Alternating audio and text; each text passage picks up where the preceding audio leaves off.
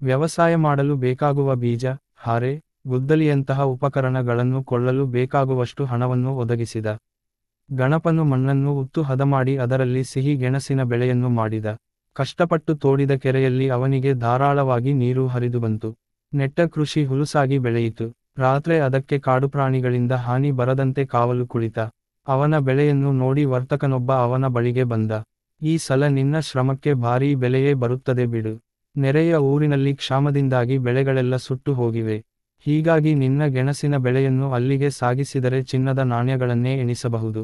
ಎಲ್ಲ ಫಸಲನ್ನು ಯೋಗ್ಯವಾದ ದರಕ್ಕೆ ನಾನೇ ಖರೀದಿ ಮಾಡುತ್ತೇನೆ ಎಂದು ಅವನಿಗೆ ಆಸೆ ತೋರಿಸಿದ.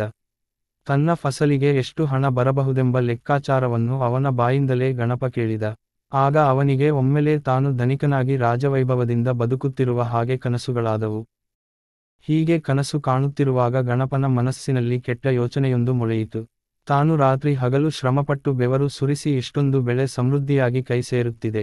ಇದರಲ್ಲಿ ಬರುವ ಚಿನ್ನದ ನಾಣ್ಯಗಳಲ್ಲಿ ಅರ್ಧ ಪಾಲನ್ನು ಏನೂ ಕಷ್ಟ ಬರದ ಶರಭಯ್ಯನಿಗೆ ತೆಗೆದುಕೊಂಡು ಹೋಗಿ ಕೊಡಬೇಕಲ್ಲ ಎಂದು ಯೋಚಿಸುವಾಗ ಅವನಿಗೆ ಸಂಕಟವಾಯಿತು.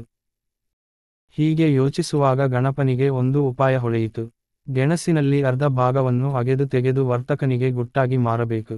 ಶರಭಯ್ಯನ ಬಳಿಗೆ ಹೋಗಿ ಎಲ್ಲವನ್ನೂ ಕಾಡುಹಂದಿಗಳು ಬಂದು ತಿಂದುಹೋದವು ಎಂದು ಸುಳ್ಳು ಹೇಳಬೇಕು.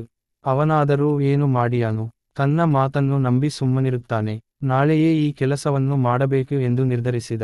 ಆದರೆ ಬೆಳಗ್ಗೆದ್ದು ನೋಡಿದರೆ ತನ್ನ ಬೆಳೆಯನ್ನು ಕಂಡು ಗಣಪನಿಗೆ ಕರುಳೇ ಕಿತ್ತು ಬರುವ ಹಾಗಾಯಿತು. ನಿಜವಾಗಿಯೂ ಹಂದಿಗಳು ಬಂದು ಬೆಳೆಯನ್ನು ಬಹು ಭಾಗವನ್ನು ಹಾಳುಮಾಡಿ ಹೋಗಿರುವುದು ಕಂಡುಬಂತು. ಗಣಪ ತನ್ನ ದುರದೃಷ್ಟಕ್ಕೆ ತಲೆ ಚಚ್ಚಿಕೊಂಡನು. ತನಗೆ ಸಹಾಯ ಮಾಡಿದ ಶರಭಯ್ಯನಿಗೆ ದ್ರೋಹ ಮಾಡಲು ಮನಸ್ಸಿನಲ್ಲಿ ನಿಶ್ಚಯಿಸಿದ ತಪ್ಪಿಗೆ ದೇವರು ತನಗೆ ಇಂತಹ ಶಿಕ್ಷೆ ವಿಧಿಸಿದ ಎಂದು ಎಣಿಸಿಕೊಂಡ. ಗಣಪ ಶರಭಯ್ಯನ ಬಳಿಗೆ ಬಂದು ನಡೆದುದನ್ನು ತಿಳಿಸಿ, ನನ್ನ ಅದೃಷ್ಟ ಕೈ ಕೊಟ್ಟ ಕಾರಣ ಹೀಗಾಯಿತು. ನಿಮಗೆ ಕೊಡಬೇಕಾದ ಮೊತ್ತಕ್ಕೆ ನಿಮ್ಮ ಮನೆಯಲ್ಲಿ ಕೂಲಿ ಮಾಡಿ ಹಣವನ್ನು ಹೇಗಾದರೂ ಸಂದಾಯ ಮಾಡುತ್ತೇನೆ ಎಂದನು. ಶರಭಯ್ಯ ಅವನನ್ನು ಸಮಾಧಾನಪಡಿಸಿದನು. ಧೈರ್ಯ ಕಳೆದುಕೊಳ್ಳಬೇಡ, ಮಂಡಲ ಮತ್ತೆ ಹಣ ಕೊಡುತ್ತೇನೆ. ಬೇರೊಂದು ಬೆಳೆಯನ್ನು ಮಾಡು.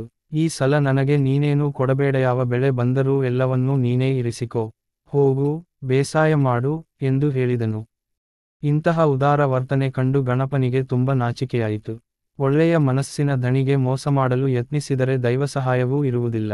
ಯಾವತ್ತೂ ಸಹ ಹೀಗೆ ಮಾಡಬಾರದೆಂದು ನಿರ್ಧರಿಸಿದನು. ಮತ್ತೆ ಬೇಸಾಯ ಮಾಡಲು ಮುಂದಾದಾಗ ಹೊಲದಲ್ಲಿ ಬಂಗಾರದ ನಾಣ್ಯಗಳಿದ್ದ ಒಂದು ಬಿಂದಿಗೆ ಕಾಣಿಸಿತು. ಅದನ್ನು ತೆಗೆದುಕೊಂಡು ಹೋಗಿ ಶರಭಯ್ಯನಿಗೆ ಒಪ್ಪಿಸಿದ. ಇದು ನಿಮಗೆ ಸೇರಬೇಕಾದ್ದು, ತೆಗೆದುಕೊಳ್ಳಿ ಎಂದು ಹೇಳಿದ.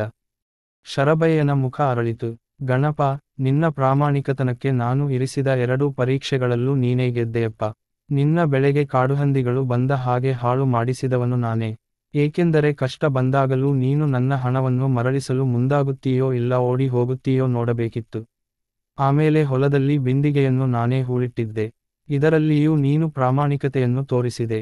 ಯಾರ ಮನಸ್ಸಿನಲ್ಲಿ ಒಳ್ಳೆಯತನ ಇರುವುದೋ ಅವರಿಗೆ ಸೋಲು ಬರುವುದಿಲ್ಲ. ನನಗೆ ಒಬ್ಬಳೇ ಮಗಳಿದ್ದಾಳೆ. ಅವಳನ್ನು ಮದುವೆಯಾಗಿ ನನ್ನ ವ್ಯವಹಾರ ನೋಡಿಕೊಂಡು ಸುಖವಾಗಿ ಇಲ್ಲಿಯೇ ಇದ್ದುಬಿಡು ಎಂದು ತಿಳಿಸಿದನು.